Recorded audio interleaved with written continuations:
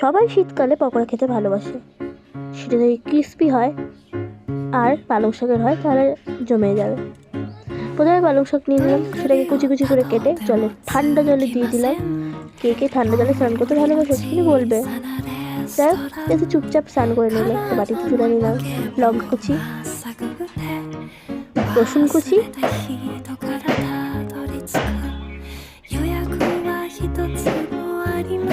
লবণ, একটু হলুদ গুঁড়ো, একটু বেসন দিয়ে দিলাম। ভালো করে মেখে নেবো ওটাকে।